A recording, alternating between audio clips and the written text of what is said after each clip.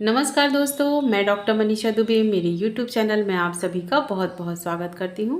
तो फ्रेंड, जैसा कि आप सभी जानते हैं कि अभी एंट्रेंस एग्ज़ाम होने वाले हैं, जैसे कि AIA PGT, स्टेट PSC के, UPSC के, साथ ही साथ होम्योपैथी फार्मासिस्ट के। तो इन सभी एग्ज़ाम्स के प्रिपरेशन के लिए अपन ने एक रिवीजन स्टार्ट किया जिसमें कि अपन MCQ सॉल्व करते हैं।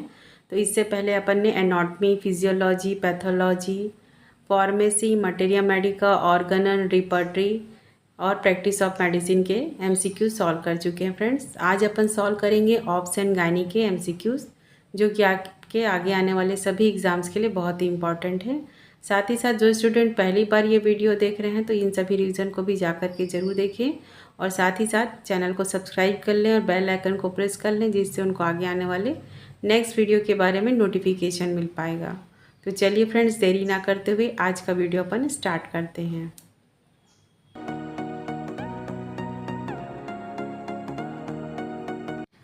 तो चलिए देखते हैं इसमें क्वेश्चन 1। तो ये क्वेश्चंस जो है, इसमें से स्टार्टिंग के 5 क्वेश्चन कब पूछे गए थे? छत्तीसगढ़ PSC के 2010 के क्वेश्चन पेपर में ऑब्स एंड गायनी के क्वेश्चंस हैं। तो चलिए देखते हैं इसमें क्या क्या पूछा गया था। सबसे पहला क्वेश्चन है, lochia rubra is a seen up to 5 days, 10 days, 15 days and the 20 days। तो इसका राइट आंसर क्या है? लोकिया रूब्रा सबसे पहले कब दिखाई देता है? स्टार्टिंग के 1 to 5 days में दिखाई देता है। तो राइट आंसर क्या आएगा? 5 days। तो चलिए इसमें जान लेते हैं अपन lochia rubra, lochia serosa and lochia alba किस किस डेज में आपको दिखाई देता है। तो इसकी भी थोड़ी सी जानकारी ले लेते हैं। 3 to 4 days अपन को लोकिया रूब्रा दिखाई देता है, जो कि डार्क रेड कलर का ब्लड रहता है after delivery. Occurring a few days after the delivery, it is a mainly made up of a blood, beads of fetal membrane, decidua, meconium and the cervical discharge included रहते हैं। ठीक है, तो starting के 1 to 4 to 5 days अपन मान सकते हैं आपको लोकिया रूब्रा कहेंगे, जो भी ब्लड डिस्चार्ज होगा आफ्टर डिलीवरी। नेक्स्ट क्या होता है? Lochia serosa. ये कौन से कलर का होता है? पिंकिश ब्राउनिश इन कलर का रहता है। 4 to 10 days दिखाई देता है ये आपको। It contains A less red blood cells and has a more white blood cells, won't discharge from the placental and other sides and mucosa from the cervix. ठीक है, तो ये ज़्यादा डार्क नहीं रहता है, पिंकिश ब्राउनिश कलर का रहता है और इसमें वाइट ब्लड सेल्स ज़्यादा दिखाई देते हैं। नेक्स्ट क्या होता है? लोकिया एल्बा कहते हैं। ये वाइटिश येलो कलर का रहता है। ये लास्ट 10 to 28 days इस तरह का डिस्चार्ज होता है इसमें। For about the another 1 to 2 weeks, whitish turbid fluid drain from the vagina which is mainly consist of decidua cells, mucus white blood cells and the epithelial cells रहता है। तो आप लोगों को क्लियर हो गया होगा। Lochia rubra, lochia serosa and the lochia Elba कहते हैं। ठीक है, तो इसके कलर्स डिफरेंट डिफरेंट रहते हैं। ब्राइट रेड से पिंकिश ब्राउन, पिंकिश ब्राउन से फिर whitish yellow in colour. Next देखते हैं अपन question number 2। If division of fertilize egg occurs in 4 to 8 days, what kind of monozygotic twins pregnancy will it give rise to? If division of fertilized egg occurs at the 4 to 8 days, what kind of monozygotic twins pregnancy will it give rise to? Diamniotic, dichronic, diamniotic monochromic, monoamniotic, monochromic या conjoint twins. तो 4 to 8 days जो fertilize egg हो चुका है उसमें यदि division हो जाता है तो किस तरह का ट्विंस आपको देखने को मिलेगा, ये क्वेश्चन पूछा गया है। तो इसमें कैसा देखने को मिलेगा? डाईएमनियोटिक, मोनोक्रोमिक। तो चलिए इसके बारे में थोड़ा सा देख लेंगे, इन सब के बारे में थोड़ी सी जानकारी ले लेते हैं। तो सबसे पहले देखते हैं ट्विंस प्रेगनेंसी के बारे में। तो twins conceive from 1 egg and 1 sperm are called the identical or monozygotic twins. ठीक है, ट्विंस कब कहेंगे अपन? जब 1 egg एंड 1 sperm क्या करते हैं, इसमें फर्टिलाइजेशन के बाद डिवीजन हो जाता है, तो इस called the identical or monozygotic twins कहते हैं। The biological mechanism that promote the single fertilize egg to the split into 2 remain a mystery. ठीक है, तो एक फर्टिलाइजेशन होता है जिसमें कि 1 egg एंड 1 sperm रहता है, उसके बाद यदि डिवीजन होता है तो इसको क्या कहेंगे? मोनोजाइगोटिक ट्विंस कहेंगे। तो चलिए इसके बाद देखते हैं। तो चलिए देख लेते हैं मोनोजाइगोटिक एंड डाईजाइगोटिक ट्विंस में क्या डिफरेंस रहता है।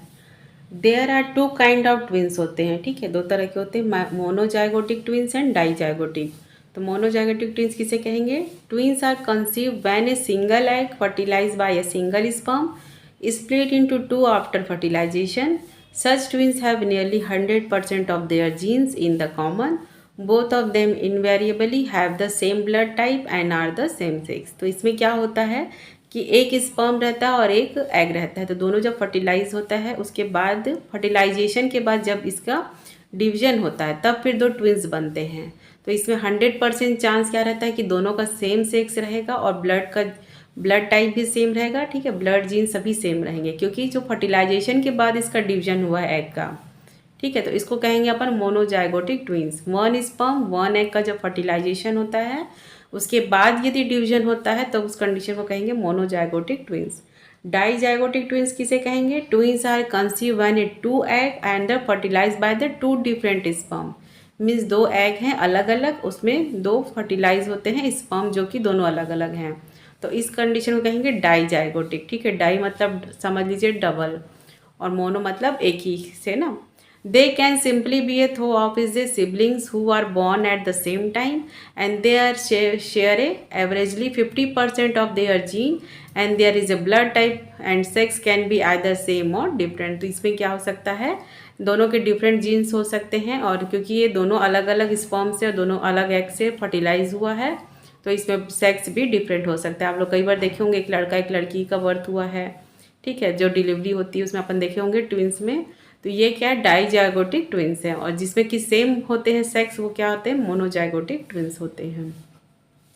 चलिए आगे देखते हैं। तो इस डायग्राम में अपन देख के समझ सकते हैं मोनोजाइगोटिक पेयर्स क्या है, both inherit 100% similar gene and the dizygotic में क्या देखिए 50% सिमिलर जीन्स रहते हैं।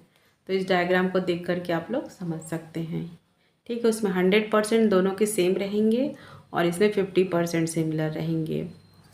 तो चलिए एक बार क्वेश्चन में फिर से चलते हैं। क्वेश्चन में क्या पूछा गया है, if division of fertilize egg occurs at the 4 to 8 days what kind of monozygotic twins pregnancy will be give rise it. मतलब एक स्पर्म और एक एग का जो फर्टिलाइजेशन हुआ था उसके बाद जो डिवीजन होगा तो उसमें किस तरह का आपको ट्विंस देखने को मिलेगा। तो ये ऑप्शन दिए गए हैं, डाईएमनियोटिक, डाइक्रॉनिक, कोरियोनिक, डाईएमनियोटिक, मोनोकोरियोनिक, मोनोएमनियोटिक, मोनोकोरियोनिक या कंजॉइंट ट्विंस। तो क्या हो सकता है, जब एग एक ही सिंगल है फर्टिलाइजेशन के बाद डिवीजन हुआ है तो चांसेस ज़्यादातर है डाईएमनियोटिक मोनोकोरियोनिक का, ठीक है। तो चलिए इन सबको अच्छे से एक बार डिटेल में जान लेते हैं अपन कि क्या होता है चारों टर्म्स, तो आपको हमेशा के लिए क्लियर हो जाएगा, ठीक है। डाई है मतलब क्या है, आप लोग ये क्लियर समझ लीजिए। डाई है मतलब दोनों बच्चों के प्लेजेंटा सेपरेट होंगे और एमनियोटिक सेक सेपरेट रहेंगे।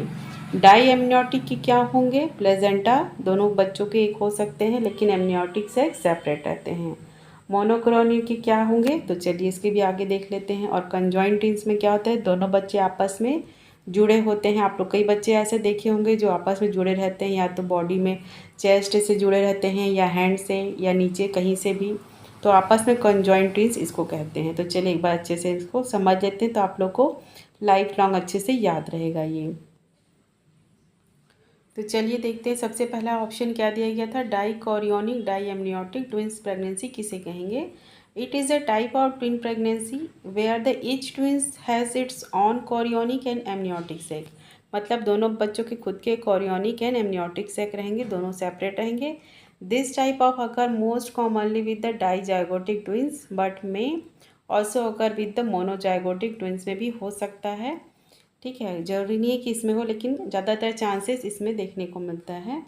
दिस टाइप ऑफ प्रेगनेंसी में have a characteristic finding on ultrasonography. Means दोनों बच्चों के एमनियोटिक सेक एंड कोरियोनिक सेक दोनों के सेपरेट रहेंगे, साथ ही साथ दोनों के प्लेजेंटा भी सेपरेट रहेंगे। मोनोकोरियोनिक डाईएमनियोटिक जिसे कि शॉर्ट फॉर्म में MCDA ट्विंस कहेंगे, तो ये आपको कब देखने को मिलेगा, are this the product of the single fertilized ovum and the resulting the genetically identical offspring। MCDA twins share a single placenta blood supply but have a separate amniotic sac, and these occurrences of MCDA twins occurs at the rate of there is 3 to 4 in the 1000 live birth में आपको देखने को मिलेगा, ठीक है। तो आप लोगों को क्लियर हो गया होगा, ये समझ में आया कि नहीं। तो कैसे कहेंगे अपन मोनोजाइगोटिक ट्विंस, मतलब कि जेनेटिकली आइडेंटिकल ट्विंस रहते हैं, वन सिंगल प्लेजेंटा रहेगा, मतलब दोनों बच्चों के एक ही प्लेजेंटा को शेयर करेंगे लेकिन दोनों बच्चों के एमनियोटिक से सेपरेट रहेंगे। तो आप लोग को अभी आगे डायग्राम में दिखाऊंगी मैं आपको, जिसमें कि दोनों बच्चों के प्लेजेंटा एक रहेगा लेकिन एमनियोटिक से दोनों के डिफरेंट रहेंगे। तो इसको कहेंगे अपन मोनोजाइगोटिक डायएमनियोटिक ट्विंस कहेंगे। क्या था मोनोकोरियोनिक मोनोएमनियोटिक ट्विंस किसे कहेंगे? तो ये क्या है, this occur in approximately 70% of pregnancy with the identical twins. Monochorionic monoamniotic twins are identical twins who share both a placenta and amniotic sac, मतलब ये दोनों ट्विंस दोनों शेयर करेंगे एक ही प्लेजेंटा और दोनों एक ही एमनियोटिक शेक के अंदर रहेंगे। ठीक है, monochorionic monoamniotic twins are identical twins and who share a placenta but not an amnion sac. Next देखते हैं अपन कंजॉइंट ट्विंस किसे कहेंगे। Two babies are born physically connected to each other, जब दोनों बच्चे जन्म लेते हैं तो आपस में फिजिकली कनेक्टेड रहते हैं। Conjoined twins develop when a early embryo partially separated to form a two individual, मतलब वो प्रॉपरली सेपरेट हो नहीं पाते हैं। ठीक है, एम्ब्रियो जो डेवलपमेंट होता है और डिवीजन होता है उसमें, और इस तरह से ये कंजॉइंट ट्विंस बनते हैं। Most conjoint twins are still birth और die shortly after the birth. Mostly इसमें क्या होते हैं, बच्चों की पेट के अंदर ही डेथ हो जाती है, जिसे कि अपन स्टिल बॉर्न बेबी कहते हैं, या फिर कुछ समय बाद इनकी डेथ हो जाती है, और ये बहुत ही रेयरली केस आपको देखने को मिलता है।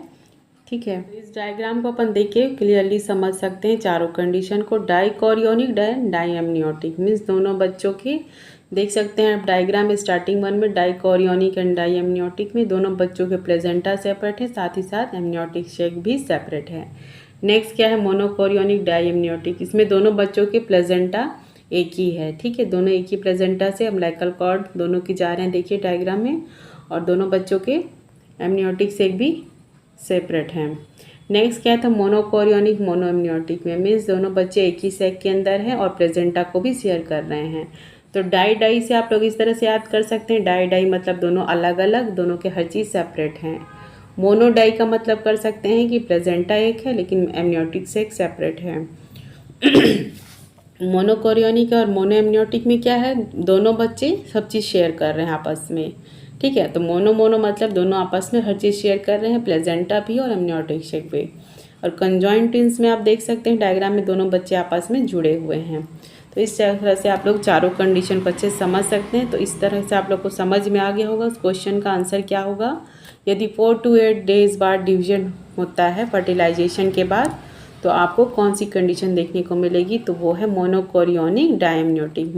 मतलब एक स्पर्म और एक एग के फर्टिलाइजेशन के बाद, फर्टिलाइजेशन होने के बाद जब एग का डिवीजन होता है तब होता है मोनोकोरियोनिक डायएमनियोटिक ट्विंस प्रेगनेंसी। और यदि दोनों सेपरेट हैं, मतलब 2 स्पर्म है 2 एग का है और उन दोनों का फर्टिलाइजेशन होता है, तो डाइकोरियोनिक डायएमनियोटिक फर्टिलाइजेशन होता है और इस तरह से 2 ट्विंस बेबी बनते हैं जो कि दोनों सेपरेटली अपने अपने सेक में रहते हैं और दोनों के अलग अलग प्लेजेंटा रहते हैं। तो आप लोग अच्छे से क्लियर हो गया होगा, नहीं हुआ होगा तो कमेंट बॉक्स में ज़रूर बताइएगा मेरे को। तो चलिए आगे बढ़ते हैं। क्या आएगा, राइट आंसर है ऑप्शन 2 का, डायएमनियोटिक मोनोक्रोनिक ट्विंस की प्रेगनेंसी होगी। ठीक है, तो आप लोग को ये चारों टर्म्स अच्छे से समझ में आ गए होंगे। डाई डाई मतलब इस तरह से आप लोग ट्रिक लगा के याद कर सकते हैं। डाई डाई मतलब दोनों की हर चीज़ सेपरेट है, डाई डाई। डायएमनियोटिक मतलब प्लेजेंटा एक है, एमनियोटिक सेक्स सेपरेट है। मोनोक्रोमिक में क्या है, दोनों सब चीज़ आपस में शेयर करते हैं। और कंजॉइंट ट्विंस का मतलब तो समझ ही गए हैं कि बॉडी पार्ट्स आपस में जुड़े हुए हैं। तो चलिए आगे बढ़ते हैं। नेक्स्ट देखते हैं question number 3। Most common site of puerperal infection is the episiotomy wound, placental site, vaginal laceration and the cervical laceration. Most common site of perpural infection is the episiotomy wound. Right answer is option A. Next question is question number 4. Rules of Hess is used to determine the age of the fetus, height of the adult, race of the person and the identical twins. तो rules of Hess किसके लिए use किया जाता है, the age of the fetus। तो ये सभी आप लोग को पता है और कैसे निकालते हैं इसका ट्रिक भी आप लोग को पता होना चाहिए। तो चलिए देख लेते हैं। तो चलिए देखते हैं रूल्स ऑफ हेस क्या है। A formula from suggesting the age of the human fetus or newborn from its length. ठीक है। तो बच्चे की लेंथ से अपन उसकी एज का पता कर सकते हैं इस रूल्स के फॉर्मूले के तहत। Fetal length in centimetre correlate to the square of the age is the month during the first 3 to 5 month of pregnancy and to the fifth of the age is the month during the second half of the pregnancy. मतलब starting के 3 to 5th month तक अपन कैसे निकालेंगे, बच्चे की length निकालेंगे centimetre में, साथ ही उसको कैसे करेंगे, square of the age is a month during the first 3 to 5 square roots की तरह उसको निकालेंगे। ठीक है, मतलब बच्चे की लेंथ सेंटीमीटर में कितनी है उसका स्क्वायर रूट निकालेंगे starting 3 to 5th month of pregnancy में, और 5th मंथ के बाद की प्रेगनेंसी में क्या करेंगे, उसको डिवाइड कर देंगे। तो चलिए देखते हैं इसको कैसे करते हैं। तो ये डायग्राम में आप लोग देख सकते हैं बच्चे के लेंथ निकाला गया, क्राउन हिल लेंथ। ठीक है, क्राउन से लेके हिल तक बच्चे की लेंथ निकाली गई। स्टार्टिंग देखिए फर्स्ट 5 मंथ ऑफ प्रेगनेंसी में age in month square root of the crown heel length, मतलब बच्चे की लेंथ कितनी है उसको कन्वर्ट कर देंगे, रूट कर देंगे, स्क्वायर रूट निकालेंगे उसका। और नेक्स्ट 5 मंथ में प्रेगनेंसी में क्या करेंगे, क्राउन हिल लेंथ निकालेंगे सेंटीमीटर में ही और डिवाइडेड बाई 5 कर देंगे। तो चलिए एग्जांपल के थ्रू समझ लेते हैं। मान लीजिए एक बच्चे की लेंथ कितनी है सेंटीमीटर में, 16 सेंटीमीटर है। ठीक है, तो उसका स्क्वायर रूट कितना आएगा, यदि स्टार्टिंग में 3 to 5 मंथ में बच्चे की लेंथ कितनी सेंटीमीटर में 16 सेंटीमीटर है, तो बच्चे का स्क्वायर रूट हो जाएगा 4 वीक। ठीक है, 16 का स्क्वायर रूट कितना आएगा, मैथ्स का है फॉर्मूला, तो 16 का स्क्वायर रूट आएगा 4, तो बच्चे कितने का है, 4 वीक मंथ का है, 4 वीक्स इंट्रायूटेराइन लाइफ की है। और यदि बच्चे की एज मतलब 5 महीने से ज़्यादा हो गया है तो उसको कैसे करेंगे, डिवाइडेड बाय 5 करेंगे। तो चलिए देखते हैं। According to this rules the age of fetus is calculated by the square root of the crown heel length in centimetre. For example if the crown heel length is 16, ठीक है, बच्चे की length कितनी है 16 सेंटीमीटर है। The age of the foetus is about 4 weeks of intrauterine life. ठीक है, ये तो निकल के स्टार्टिंग के, ये कब निकाला गया था ये रूल्स 1895 में, और जिसे कि अपन कहते हैं रूल्स ऑफ हेस कहते हैं। रूल्स ऑफ मॉरिशन किसे कहेंगे, ये 1964 में ये इसका डिस्कवर हुआ था। This rules stated that the crown heel length of the foetus in centimetre divided by 5, मतलब जितने बच्चे की लेंथ है क्राउन से हिल तक लेकर के लेंथ सेंटीमीटर में, उसको 5 से डिवाइड कर देंगे, तो उससे बच्चे की कितने महीने का है बच्चा ये अपन को पता चल जाएगा, age of the foetus. For example if the length is a 40 centimetre, बच्चे की लेंथ कितनी है 40 सेंटीमीटर है, the age is a 8 month, 8 महीने में कितनी है 40 सेंटीमीटर का बेबी है, तो उसको डिवाइडेड बाई 5 करेंगे तो उसका पता चल जाएगा। तो it is applicable after the 5 month of the intrauterine life, तो उससे उसके कितने एज के है बच्चा पता चल जाएगा। तो इस तरह से अपन इसको निकालते हैं। नेक्स्ट क्वेश्चन देखते हैं, question number 5। Confirmation of the diagnosis of the vesicular mole is by vaginal examination, x-ray, abdominal examination and ultrasonography. Confirmation of the diagnosis of vesicular mole. Vesicular mole के बारे में आप लोग पढ़ लीजिएगा, जानते भी होंगे आप लोग यदि तैयारी कर रहे हैं तो इसके बारे में अपन को स्पेसिफिक कंफर्मेशन किस में मिलता है, अल्ट्रासोनोग्राफी से पता चलता है। नेक्स्ट देखते हैं क्वेश्चन नंबर 6। ये कब पूछा गया था, दिल्ली यूनिवर्सिटी एमडी एंट्रेंस के 2009 के क्वेश्चन पेपर में ये सभी क्वेश्चंस पूछे गए थे। तो चलिए देखते हैं 1 by 1। Question number 6, the following provides the maximum support to the uterus. तो मैक्सिमम सपोर्ट यूट्रस को कौन देता है, broad ligament uterus, Mackenrodt's ligament and the round ligament and the vesico uterine fold. तो इस क्वेश्चन के आंसर में थोड़ा सा डाउटफुल रहता ही है, कहीं कहीं पर ब्रॉड लिगामेंट ऑफ यूट्रस को दिया है मैक्सिमम सपोर्ट, कहीं पे ऑप्शन बी को दिया गया है। तो इस क्वेश्चन के आंसर को मैं श्योरली आप लोग को नहीं बता पाऊँगी, थोड़ा सा डाउटफुल है। ठीक है, तो आप लोग जिनको पता हो राइट आंसर कमेंट बॉक्स में बताइएगा। नेक्स्ट देखते हैं question number 7, function of the luteinizing hormone. तो इसका आंसर तो आप सभी को पता है, क्या फंक्शन करता है luteinizing hormone, follicular maturation and ovulation, milk secretion, causes A progesterone secretion during the ovulation and the maintain the placenta. तो राइट आंसर क्या है, फॉलिकल मैच्योरेशन एंड ओवुलेशन में हेल्प करता है। राइट आंसर इज ऑप्शन ए। ठीक है, follicle को maturation होता है स्टार्टिंग के 14 डेज, 28 डेज की साइकिल है, तो स्टार्टिंग के 14 डेज क्या होते हैं, फॉलिकल का मैच्योरेशन होता है, और 14 मंथ्स 12 to लेके 16 डेज के बीच में क्या होता है, ओवल्यूशन होता है। तो इस समय ल्यूटिनाइजिंग हार्मोन मेन फंक्शन करती है। ओवल्यूशन कराने में सबसे ज़्यादा मेन रोल किसका रहता है, ल्यूटिनाइजिंग हार्मोन का। साथ ही साथ ये फॉलिकल के मैचुरेशन में भी हेल्प करती है। तो 28 दिन की यदि साइकिल है मेंस्ट्रुअल साइकिल, तो उसमें स्टार्टिंग के 14 डेज ये हार्मोन अच्छे से काम करती है। साथ ही साथ FSH हार्मोन जिसको कहते हैं वो भी अच्छा वर्क करती है, जिसे कि अपन फॉलिकल स्टिमुलेटिंग हार्मोन कहते हैं। और estrogen hormone and luteinizing hormone, इन तीनों हार्मोन का मेन रहता है फंक्शन। नेक्स्ट 14 डेज में किस हार्मोन का रहता है, वो रहता है प्रोजेस्टेरॉन हार्मोन काम करती है। तो इसके बारे में एक सेपरेट वीडियो है, उसमें जाकर के आप लोग जरूर देखिएगा। मेंस्ट्रुअल साइकिल के बारे में मेरे स्टार्टिंग के वीडियोस हैं, उसमें आप लोग को अच्छे से इसमें समझ में आएगा कि कौन से हार्मोन किस समय अच्छे से वर्क करती है। ठीक है, तो ये आप लोग को उसमें क्लियर हो जाएगा। और प्रोजेस्टेरॉन हार्मोन कब वर्क करती है, नेक्स्ट 14 डेज में, जब यदि कंसीव हो जाता है प्रेगनेंसी, तो प्रोजेस्टेरॉन हार्मोन क्या करता है, प्रेगनेंसी को बनाए रखने का काम करता है। तो नेक्स्ट 14 डेज में ये वो काम करता है। यदि प्रेगनेंसी नहीं होती है तो प्रोजेस्टेरॉन हार्मोन धीरे धीरे करके डिक्रीज होने लगता है और फिर से मेंस्ट्रुअल साइकिल स्टार्ट हो जाता है। तो इस तरह से ये साइकिल चलती है।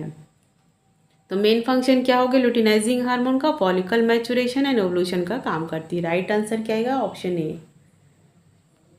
नेक्स्ट देखते हैं। नेक्स्ट क्वेश्चन है question number 8। Which one of the following causes the greatest risk of the ectopic pregnancy, pelvic inflammatory disease, intrauterine contraceptive devices used, previous ectopic pregnancy and the previous medical termination of pregnancy।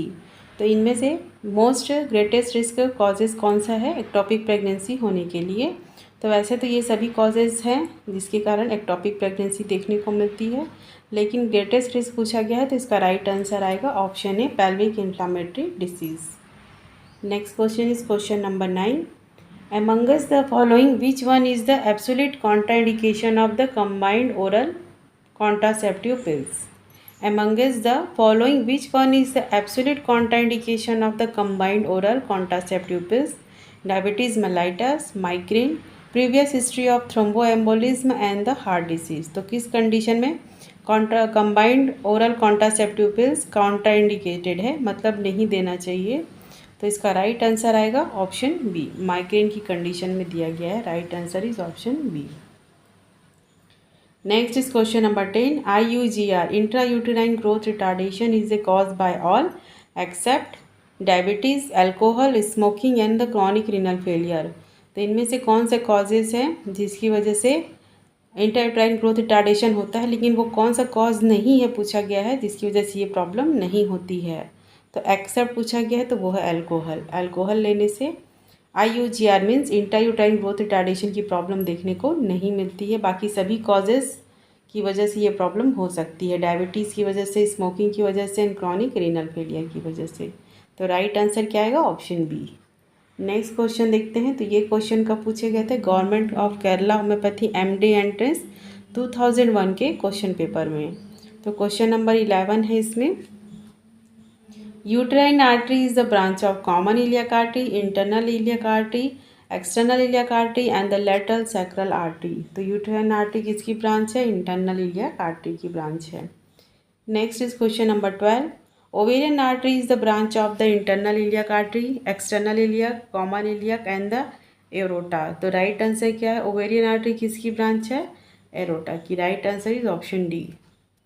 Next देखते हैं question number 13। FSH and ICSH are produced by ovarian follicles, corpus luteum, endometrium and the adenohypophysis। FSH and ICSH are the produced by, तो किससे produce होता है ये, एडिनोहाइपोफिसिस। Right answer is option D, pituitary gland में रहता है ये। Next देखते हैं question number 14। Normal iron requirement during pregnancy, pregnancy के समय कितने आयरन की रिक्वायरमेंट रहती है, 2 milligram, 40 milligram, 80 milligram and the 100 milligram. तो राइट आंसर अपना टिक कर लीजिए। राइट आंसर है ऑप्शन बी, 40 मिलीग्राम की आवश्यकता रहती है। Next is question number 15। Additional calories required during lactation, lactation के समय कितनी कैलोरीज की रिक्वायरमेंट रहती है, 450, 550, 650, 750। सो the right answer is option ए, 450 की रिक्वायरमेंट रहती है। इसमें मानक नहीं दिया गया है कि क्या है ये, लेकिन बस इसमें नंबर्स दे दिए गए हैं। तो कैलोरीज हो सकती है 450 कैलोरीज, ठीक है। नेक्स्ट देखते हैं MTP, medical termination of pregnancy is done up to which weeks, 28 weeks, 7 weeks, 20 weeks and the 10 weeks. तो किस वीक्स तक किया जा सकता है MTP? Right answer is option C, 20 weeks तक, ठीक है, 5 मंथ तक। Vaccines contraindicated in pregnancy, pregnancy के दौरान कौन सी वैक्सीन कॉन्ट्राइंडिकेटेड रहती है? Tuberculin, polio vaccine, hepatitis B and typhoid. तो इसका आंसर आप सभी को पता है, right answer is option B, hepatitis B vaccine contraindicated रहती है। नेक्स्ट है daily requirement of calcium in pregnancy, कितनी कैल्शियम की आवश्यकता रहती है? 50 मिलीग्राम, 100, 500 या 1000 मिलीग्राम। तो राइट आंसर क्या है इसका? 1000 मिलीग्राम कैल्शियम की रिक्वायरमेंट रहती है, ठीक है। प्रेगनेंसी के टाइम में एडिशनल आयरन एंड कैल्शियम के सप्लीमेंट दिए जाते हैं। तो आगे देखते हैं। Next question is question number 19, breast feeding is the contraindicated if mother receiving a saline, broad spectrum antibiotics, anti thyroid drugs and the streptokinase. तो इन किन कंडीशन में मदर को कॉन्ट्राइंडिकेटेड रहता है, ब्रेस्ट फीडिंग नहीं कराना चाहिए? अगर इनमें से कौन सी कंडीशन हो तो राइट आंसर क्या है? एंटी थायराइड ड्रग जब चल रहा हो तो ब्रेस्ट फीडिंग कॉन्ट्राइंडिकेटेड है, ठीक है। Right answer is option C. Next देखते हैं। तो नेक्स्ट क्वेश्चन कब पूछा गया था? केरला पीएससी में 2005 में पूछा गया था। क्वेश्चन क्या है? Quickening is felt by mother during the following period of pregnancy. Quickening is felt by mother during the following period of pregnancy, 10 to 12 weeks, 12 to 16, 16 to 20, 20 से 24 वीक्स। तो किस वीक में क्विकनिंग फेल्ट होते हैं mother को? तो right answer आएगा option C, 16 to 20 weeks. Right answer is option C. Next is question number 21। तो ये पूछा गया था केरला पीएससी के क्वेश्चन पेपर में, 2011 के क्वेश्चन पेपर में, ठीक है। तो क्वेश्चन नंबर 21 क्या है?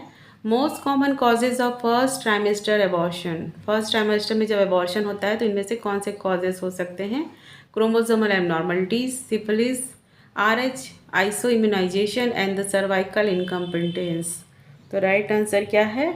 मोस्टली रहता है क्रोमोसोमल एबनॉर्मलिटी की वजह से फर्स्ट ट्राइमेस्टर मीन्स स्टार्टिंग के 1, 2 एंड 3 मंथ में इसकी वजह से अबॉर्शन की प्रॉब्लम देखने को मिलती है। Next question number 22, peg cells are seen in the vagina, vulva, ovary and the fallopian tubes. तो पैग सेल्स कहाँ पे दिखाई देते हैं?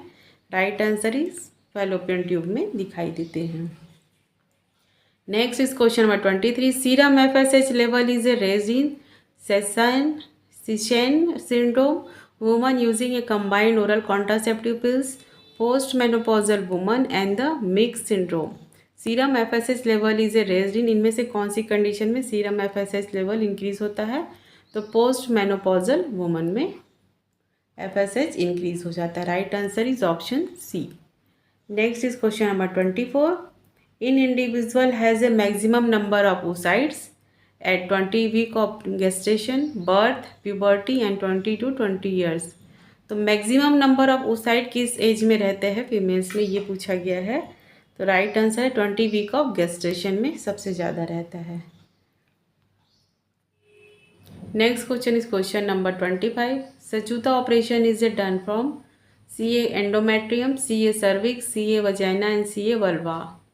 तो किस कंडीशन में किया जाता है ये operation? Right answer is option B, carcinoma of cervix. Right answer is option B. Next question is question number 26, which of the following is the third generation IUD, CUT 380A, MLCU 375, MLCU 250 and the प्रोजेस्टेड। तो right answer क्या है? Option A, CUT 380A, third generation of IUD। Next question is question number 27।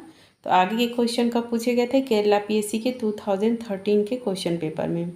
Which is the most frequent all cancerous occurring in the woman world wide, which is the most frequent of all cancers occurring in the woman in world wide. सबसे ज़्यादा कौन से cancer को देखने को मिलता है world wide में वुमेंस में? Breast cancer, cervical cancer, ovarian cancer and the endometrial cancer. तो कौन सा है? Right answer is option A, breast cancer.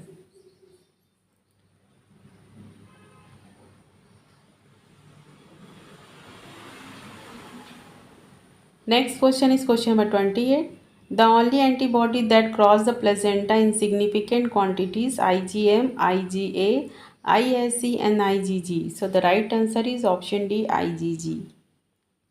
आगे के क्वेश्चन पूछे गए हैं केरला पीएससी 2011 में। तो क्वेश्चन नंबर 29 देखते हैं अपन। Chocolate cyst of ovary is a condition seen in follicular cyst, endometriosis, corpus luteal cyst and the serous cyst adenoma. तो chocolate cyst of ovary is a condition seen किस में देखने को मिलता है आपको chocolate cyst of ovary? Endometriosis में। Right answer is option B.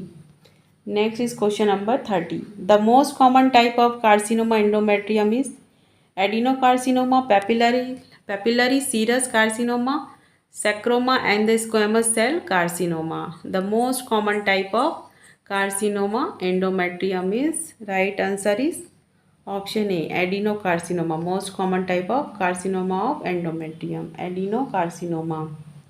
Next is question number 31. आप लोग क्लियर दिख रहा है?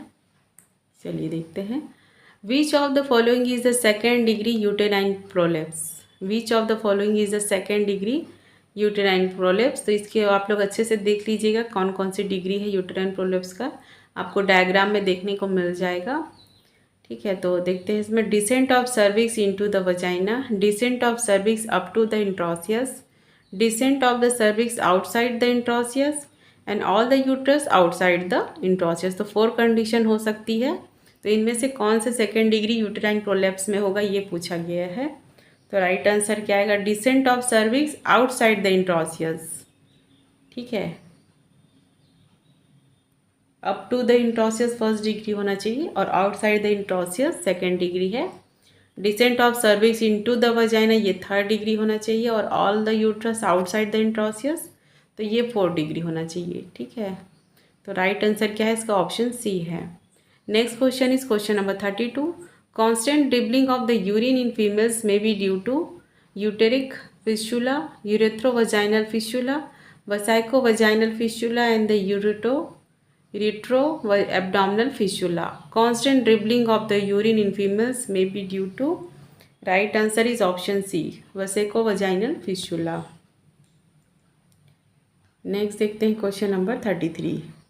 Vulvovaginitis in children is due to gonococcus, E. coli, trivaginalis and the all of the above. Vulvovaginitis in children is due to, right answer is option A gonococcus. Next question is question number 34. Blood stained nipple discharge seen in duct carcinoma, chronic mastitis, serous CA and the mammillary fistula. Blood stain nipple discharge seen in किस condition में आपको देखने को मिलेगा? Duct carcinoma में। Next देखते हैं question number 35।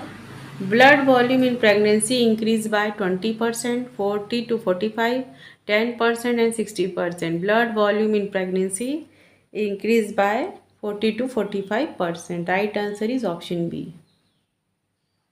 Next question, ये क्वेश्चन पूछे गए थे केरला पीएससी के सोशल एंड प्रिवेंटिव मेडिसिन, दिसंबर में एग्ज़ाम हुए थे इसके 2006 में। During pregnancy weight gain by an average normal healthy woman is 12 kg, 16 kg, 10 kg and 11 kg। तो नॉर्मल जो हेल्दी वुमन है उसमें प्रेगनेंसी के दौरान कितना वेट गेन होता है ये पूछा गया है। तो राइट आंसर क्या आएगा? 11 kg तक वेट गेन होता है। Next is question number 37. First stage of labor lasts from the onset of the true labor pain to rupture of the membrane, expulsion of the fetus, expulsion of the placenta and the full dilatation of the cervix. तो इसको भी आप लोग stages of labour को अच्छे से पढ़ लीजिएगा। ठीक है, तो 3 स्टेज मेन होते हैं इसमें, 3 से 4 स्टेज। ठीक है, rupture of membrane, expulsion of fetus, expulsion of placenta and the full dilatation of cervix. तो first stage of labour last from onset of true labour pain to, right answer is क्या आएगा? Full dilatation of the cervix. Next question देखते हैं question number 38।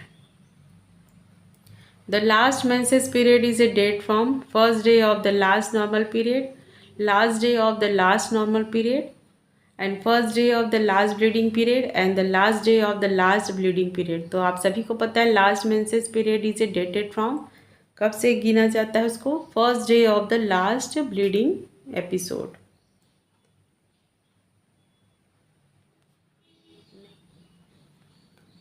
Next question is question number 39. Breast examination is done in the supine position, sitting position, both A and B and none of the above. The breast examination is done in, right answer is option C, both A and B means supine position and sitting position. ठीक है, तो हर एक topic को आप लोग अच्छे से पढ़ लीजिएगा। अभी मेरे पास पॉसिबल नहीं है हर टॉपिक को डिटेल में बताना, नहीं तो मैं आप लोग को ज़रूर बताती। वीडियो काफ़ी लंबा हो जाएगा और बिना फ़ैन के इतना लंबा वीडियो रिकॉर्ड करना पॉसिबल नहीं है इतनी गर्मी में। आप लोग खुद भी समझ सकते हैं इस समय की गर्मी कितनी पड़ रही है, तो इतना देर बिना फ़ैन के रिकॉर्डिंग करना बहुत ही डिफ़िकल्टी है। आप लोग थोड़ी देर फ़ैन ऑफ करके देखिए तो बहुत ज़्यादा गर्मी लगती है, तो इतना पॉसिबल नहीं हो पा रहा है, नहीं तो मैं आप लोग को हर एक टॉपिक को अच्छे से डिटेल में बताती। तो चलिए अभी किसी बार अगली बार अपन इस सबको अच्छे से करेंगे, इन सब क्वेश्चंस पेपर को फिर से एक बार करेंगे डिटेल में। अभी एग्ज़ाम पर्पज़ से अपन इनके MCQs ही देख लेते हैं।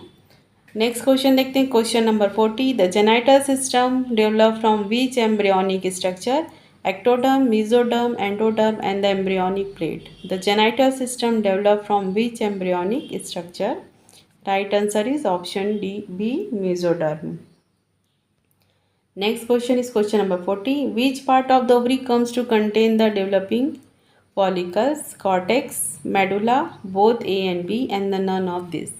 Which part of the ovary comes to contain the developing follicles? Right answer is option A, cortex. Next question is question number 42. Which of the following does not form the urogenital sinus? Urethra, hymen, epithelium of the urinary bladder and the rectum. Which of the following does not form the urogenital sinus? Right answer is option D, rectum.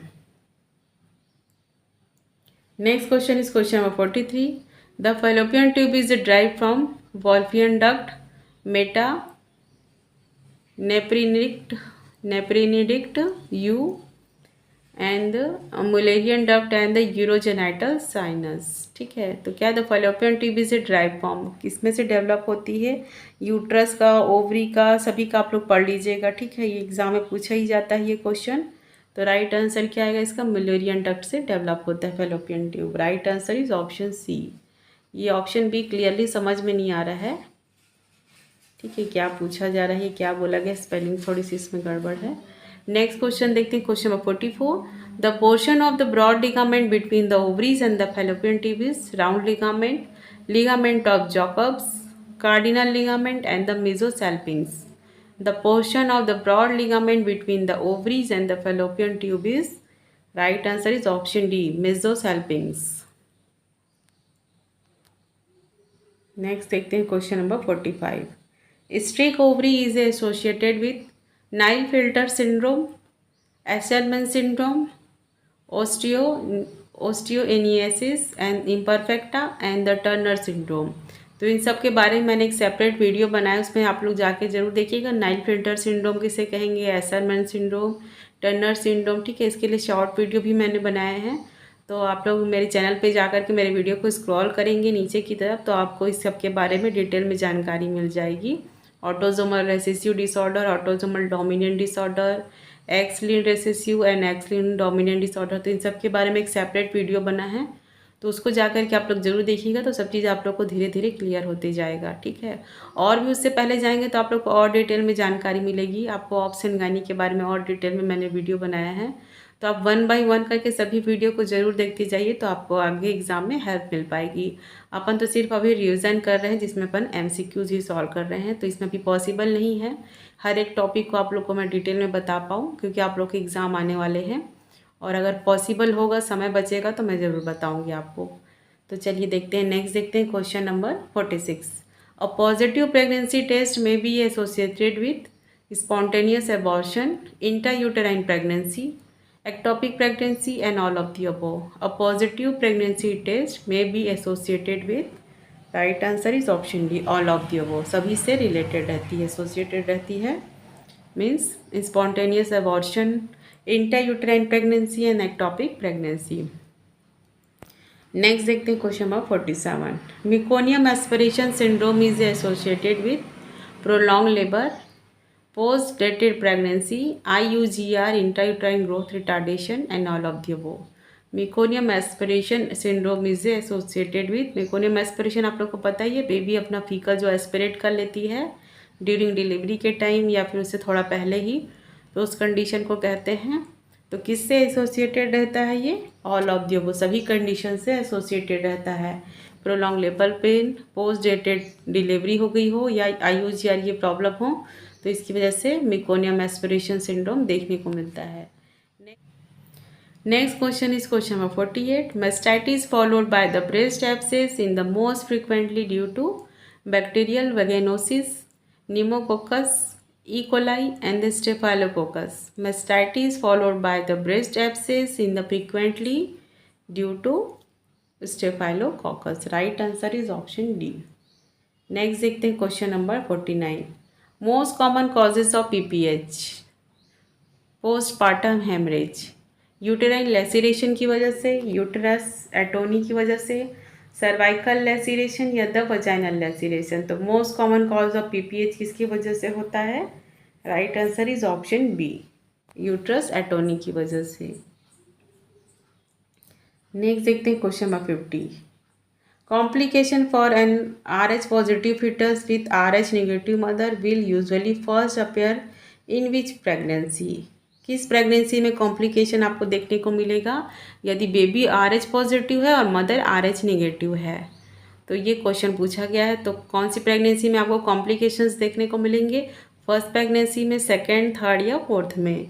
तो आप लोग को right answer पता ही होगा, second pregnancy में ज़्यादा chances रहते हैं कॉम्प्लिकेशन होने के, क्योंकि ब्लड मिक्स होने के चांसेस ज़्यादा रहते हैं, क्योंकि मदर रहती है RH नेगेटिव और बेबी अगर RH पॉजिटिव है। और फर्स्ट प्रेगनेंसी में यदि आपको एंटी-डी का इंजेक्शन नहीं लगा है मदर को, तो फिर सेकेंड बेबी में कॉम्प्लिकेशंस देखने को मिल सकता है। Next is question number 51। Asherman syndrome is the best diagnose by which of the following? History, physical examination, hysteroscopy या the ultrasonography. Asherman syndrome is the best diagnose by which of the following. तो Asherman syndrome क्या है, इसको आप लोग जाकर के अभी तुरंत रीड कर लीजिएगा, इस टॉपिक को नोट कर लीजिए। तो right answer is option C, hysteroscopy से बेस्ट डायग्नोस होता है। नेक्स्ट देखते हैं question number 52। The normal chromosomal pattern in female is 46XX, 46XY, 48XX and 48XY। The normal chromosomal pattern in female में कैसा रहता है? Right answer is 46XX। XY है तो मेल है। नेक्स्ट देखते हैं question number 53। The risk of congenital rubella syndrome is the greatest if the infection occurs in first trimester, second, third and before pregnancy. The risk of congenital rubella syndrome is greatest if infection occur in first trimester में ज़्यादा chances रहते हैं। Next is question number 54। Cavalier uterus is associated with placenta previa, abortio placenta, vasa previa and the all of the above. So the right answer is option B, abortio placenta. Next is question number 55. Which of the following is not a manifestation of pelvic relaxation? Uterine prolapse, procedencia, vault prolapse and the uterine retroversion. Which of the following is not a manifestation of pelvic relaxation? So the right answer is option D, uterine retroversion. Next is question number 56. In women, most urinary tract infection happen through the hematogenous spread, lymphatic spread, ascending urethral contamination and the retained urine. In women, most urinary tract infection happen through the right answer is option C, ascending urethral contamination. Next is question number 57. What type of abnormal bleeding is associated with endometriosis, menorrhagia, anovulatory bleeding and the amenorrhea and the hyperamenorrhea? What type of abnormal bleeding is associated with the endometriosis? Right answer is option A, menorrhagia. Endometriosis की कौन सी condition होती है, क्या क्या होता है, इस टॉपिक को भी आप लोग कर लीजिए। ठीक है, इस तरह से एक एक टॉपिक आप लोग पकड़ लीजिए, नोट कर लीजिए और हर एक टॉपिक को रीड करते जाइए तो आप लोग का क्लियर होते जाएगा। नेक्स्ट देखते हैं क्वेश्चन नंबर 58। तो ये कब पूछा गया था? केरला पीएससी के ऑप्स एंड गायनी एग्जाम के 2005 के क्वेश्चन पेपर में। The chromosomal pattern of Turner syndrome, तो इसके बारे में भी मैंने एक सेपरेट वीडियो बनाया, देखिएगा आप लोग सभी सिंड्रोम के बारे में। Turner syndrome, Nile filter syndrome, तो उसमें किस तरह के क्रोमोसोमल पैटर्न रहते हैं वो आप लोग को क्लियर हो जाएगा उस वीडियो में। तो क्या कैसा पैटर्न रहता है इसमें? 46XY, 46XX, 45X and 69XXX। तो राइट आंसर क्या आएगा इसका? Option C 45X। ठीक है, इसमें एक कमी रहती है, एक क्रोमोसोम इसमें नहीं रहता है, इसकी वजह से ये प्रॉब्लम देखने को मिलती है। नेक्स्ट देखते हैं question number 59 Turner syndrome is characterised by streak gonad, normal ovary, ova testis and the testis. ठीक है, तो Turner syndrome is characterised by, right answer is option A, streak gonad. Next देखते हैं question number 60। The clinical feature of Turner syndrome are the following except webbed neck, flat chest, cubitus valgus and the normal breast. तो clinical feature of Turner syndrome all of the following, ये सभी feature देखने को मिलते हैं accept वो कौन सा फीचर है जो इसमें देखने को नहीं मिलता है, वो है नॉर्मल ब्रेस्ट। तो ये आपको देखने को नहीं मिलेगा। ठीक है, आप इसके बारे में अच्छे से पढ़ लीजिएगा भी जा करके, टर्नर सिंड्रोम क्या होता है, नाइल फिल्टर सिंड्रोम क्या है, तो आप लोग को सभी इसके फीचर आपको उसमें मिल जाएंगे, ये आपको देखने को नहीं मिलेगा उसमें। नेक्स्ट है the question number 61। The chromosomal pattern of Rokitansky syndrome is 46XY, 46XX, 45X and 47XXY। Right answer क्या है इसका? Option B 46XX। Next question is question number 65. The secondary sexual character first appear to the pubic hair, the breast, the axillary hair and any of the above. The secondary sexual characteristics first appear to the breast. Right answer is option B. Next देखते हैं question number 66. The usual age of the menarche is 10 years, 13 to 14, 16 to 18 and 20 years. The usual age of the menarche, right answer is 13 to 14 years. Right answer is option B. Next is question number 67. The gonadotropic hormone are secreted by the pituitary is acidophil cells, basophil cells, chromophobe cells and the any of the above. तो anterior pituitary से कौन कौन से hormone secrete होते हैं, posterior से मैंने previous video में बताया, आप लोग जा कर के जरूर देखिएगा उस वीडियो को, तो आप लोग को याद रहेगा। तो gonadotropic hormone are secreted by pituitary, कौन से हार्मोन सीक्रेट होते हैं? Right answer is option B, basophils. Next is question number 68. LH causes ovarian sterogenesis, ovulation, luteinization of the granulosa cells, granulosa and theca cells and all of the above. LH causes the, right answer is option D, all of the above. Ovarian steroidogenesis, ovulation का भी काम करती है LH hormone, and luteinisation of the granulosa and theca cells. Next question is question number 69. Second meiotic division of the ovum occurs during the embryonic life, follicular phase, ovulation and the fertilization. Second meiotic division of the ovum occurs during the, right answer is option D, fertilization. Next देखते हैं question number 70. Normal mature ovum is a diploid, haploid, triploid, tetraploid. Normal mature ovum is, right answer is option B, haploid. Next देखते हैं question number 71. Estrogen causes development of the breast, proliferative changes in the endometrium, deposition of the glucogen in the vaginal epithelium and the all of the above. तो oestrogen क्या क्या काम करती है all of the वो सभी काम करती है। Development of the breast, proliferative changes in the endometrium and the deposition of glucagon in the vaginal epithelium. Next is question number 72. The average duration of the menstrual cycle is 18 days, 28 days, 38 days and the 42 days. तो ये तो बहुत easy question है। Normal cycle कितने दिन की रहती है? 28 डेज की। Next is question number 73. Ovulation occurs usually 14 days prior to succeeding cycle, 14 days after the menstruation, 7 days after the onset of period and at the middle of the cycle. तो ovulation कभी कब होता है? Right answer is option A, 14 days period to succeeding cycle. ठीक है, next cycle के just 14 days पहले ही ओवल्यूशन होता है। Next is question number 74. The earliest symptom of pregnancy in regularly menstruating woman is missing the period, morning sickness, enlargement of the abdomen and the pica. The earliest symptom of pregnancy in regularly menstruating woman. तो early symptom आपको क्या देखने को मिलता है? Missing the period. Next question is question number 75. The most sensitive pregnancy test is latex agglutination inhibition test for the beta HCG, direct latex agglutination test for the beta HCG, and the membrane ELISA and the radio receptor assay. The most sensitive pregnancy test is कौन सा है इसमें से? Right answer is option D, radio receptor essay.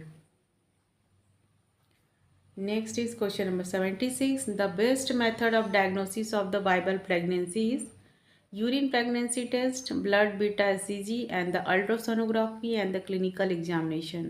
The best method of diagnosis of the viable pregnancy test. तो right answer क्या है इसका? Ultrasonography.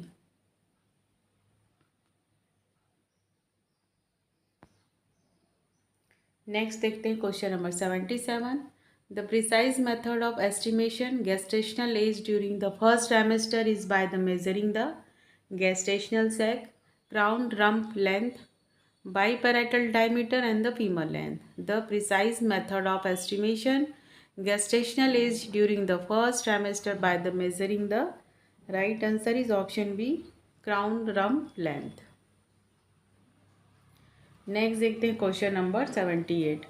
Conjoined twins may result from the division of the zygote, division of the blastocysts, division of the morula and the incomplete division of the embryonic disc. Conjoined twins may result from, तो इसके बारे में अपन ने अभी देखा है previous कुछ questions पहले। तो incomplete division of the embryonic sac. ठीक है, बॉडी फिजिकली बच्चों के आपस में जुड़ी रहती है जिसे कि अपन कंजॉइंट ट्विंस कहते हैं। तो incomplete division of the embryonic sac का इसकी वजह से कंजॉइंट ट्विंस देखने को मिलते हैं। Next is question number 79. The diagnostic feature of the ectopic pregnancy are the following except positive pregnancy test, adrenal mass, fluid in the Douglas pouch and the doubling ring in the intrauterine sac. तो question क्या पूछा गया है? The diagnostic feature of the ectopic pregnancy are the following except पूछा गया है। तो except doubling ring in intrauterine sac. Next question is question number 80.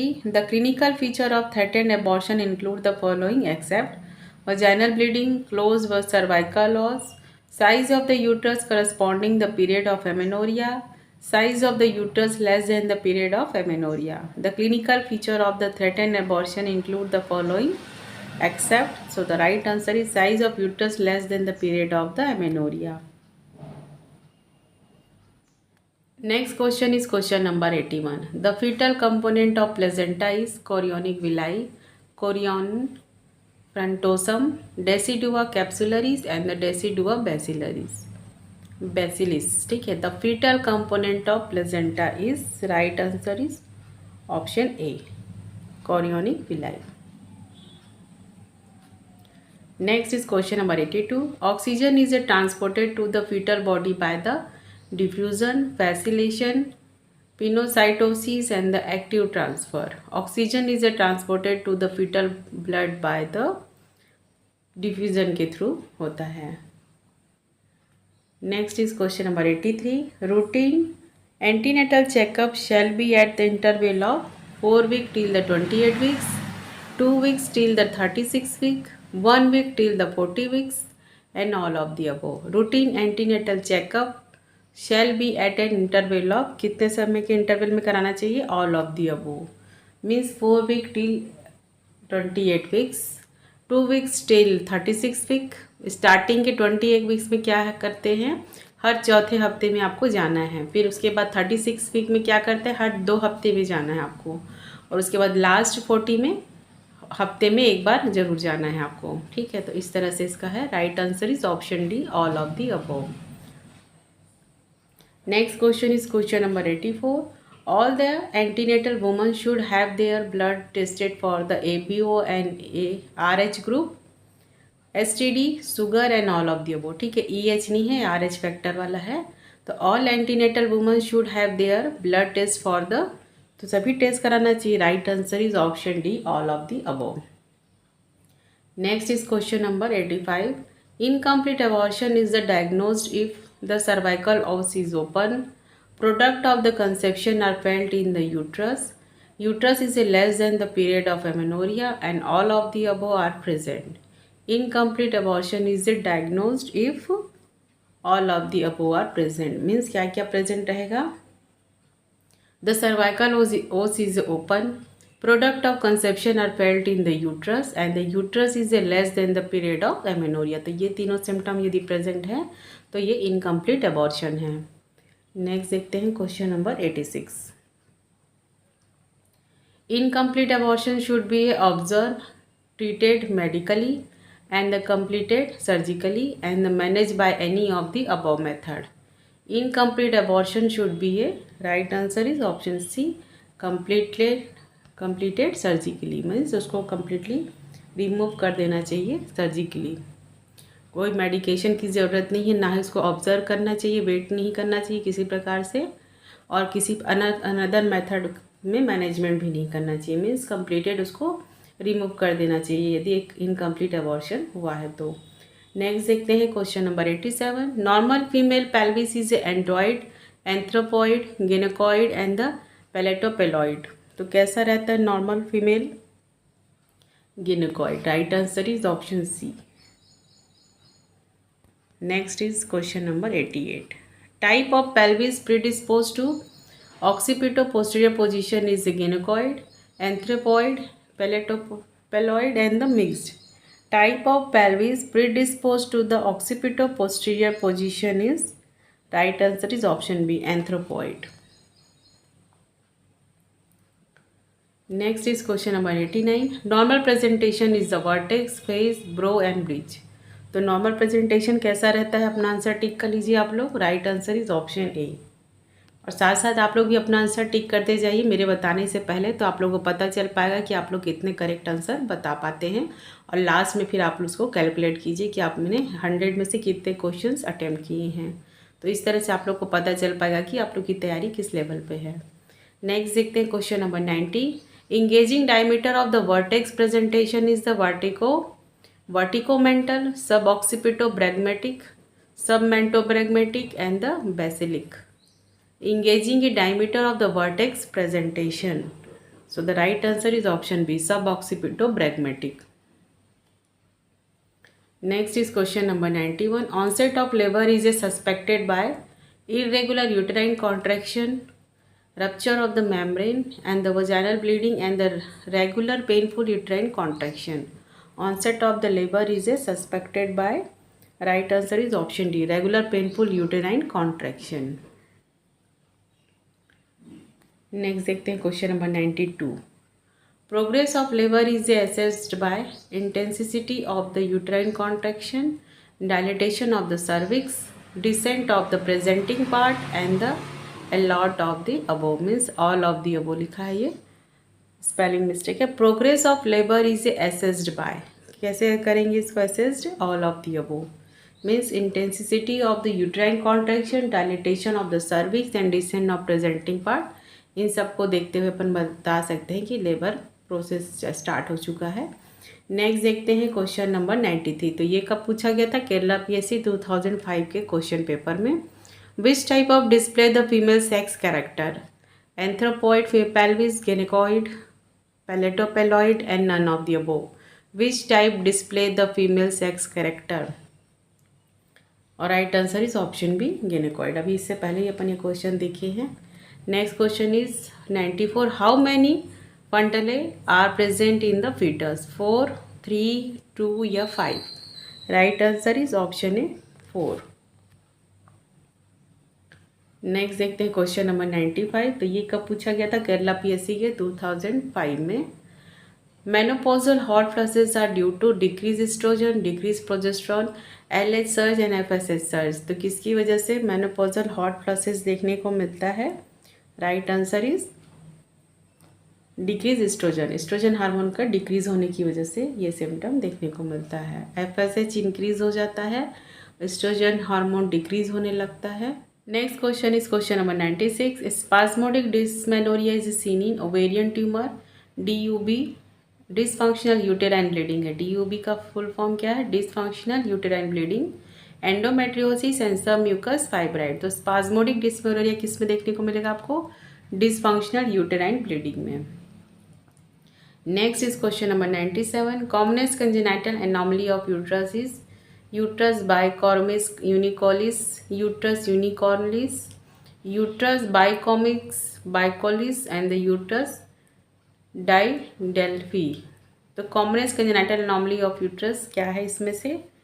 Uterus bicornis unicollis. Right answer is option A. तो इसका डायग्राम आप लोग देख लीजिएगा कैसा दिखता है यूट्रस। नेक्स्ट देखते हैं अपन क्वेश्चन नंबर 98। ये कब पूछा गया था? उड़ीसा पीएससी 2014 के क्वेश्चन पेपर में। 98, the child born dead after the 28 week of pregnancy condition called the stillborn, abortion, miscarriage and the none of the above. So the right answer is option A, stillborn कहते हैं। Child born dead after the 28 week of pregnancy, this condition is called the stillborn baby. Next is question number 99, shortly after the birth, the ductus arteriosus constricts in the response to increase the temperature, increase the oxygen PO2 and the decrease the POCO2 and increase the pH. Shortly after the birth, the ductus arteriosus constrict the response to, right answer is option B, increase PO2. Next is question number 100. Blood stain discharge from the nipple indicates the breast abscess, fibroadenoma, duct papilloma and the fat necrosis of the breast.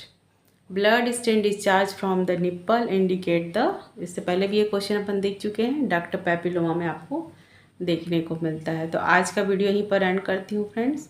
अब ये 100 question हो गए, इससे आगे भी बहुत सारे question हैं, तो वो अपन फिर कभी नेक्स्ट वीडियो में कंप्लीट करेंगे। इसमें अभी आपको और भी क्वेश्चंस देखने को मिलेंगे ऑप्शन गाइनी के। लेकिन आज का वीडियो यहीं पर एंड करती हूँ फ्रेंड्स। होप करती हूँ इसके सभी क्वेश्चंस आपके आगे आने वाले सभी एग्ज़ाम्स में हेल्पफुल रहे होंगे। और यदि आप मेरे साथ ऐसे जुड़े रहना चाहते हैं तो प्लीज़ वीडियो को लाइक कीजिए, चैनल को सब्सक्राइब कीजिए, साथ ही साथ बेल आइकन को प्रेस करना ना भूलें फ्रेंड, जिससे आपको आगे आने वाले नेक्स्ट वीडियो के बारे में नोटिफिकेशन मिल पाएगा। मिलते हैं नेक्स्ट वीडियो में, तब तक अपना ख्याल रखिए। Take care, thank you and best of luck.